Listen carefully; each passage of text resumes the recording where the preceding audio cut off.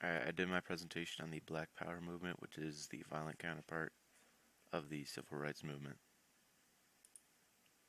I'd first like to bring up Malcolm X, who's a vocal spokesman for the Nation of Islam, a religious group, and then he eventually became a big icon in the Black Power movement. He was against MLK's idea of nonviolence.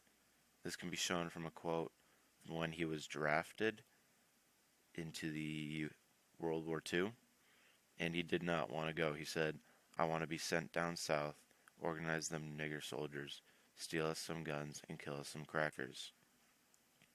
Either way, whether it was to be violent or just to get out of doing his duty, wasn't right. The Detroit riot of 1967, arguably the most violent riot in U.S. history. 43 people died, many more were injured. More than 7,000 people were arrested, and more than 2,000 buildings were destroyed. The riots lasted for 5 days, and it was all between African Americans and police. An important quote from Dr. Martin Luther King Jr. During his I Have a Dream speech was, to me, "I must say to my people, who stand on the warm threshold which leads into the palace of justice, in the process of gaining our rightful place, we must not be guilty of wrongful deeds."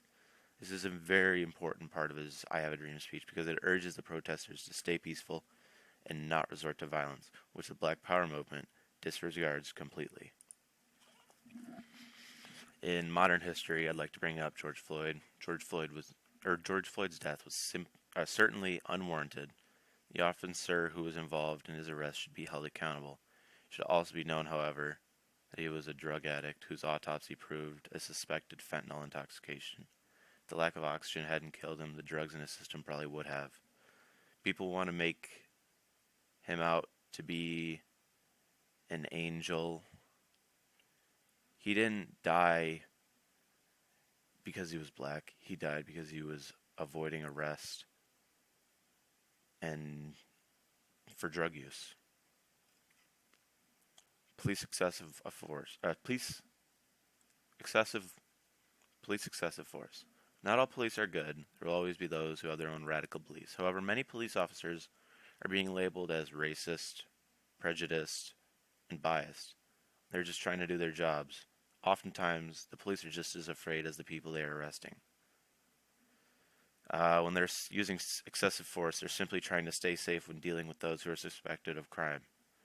Many times, police officers have to make sure they don't get shot because they have families too.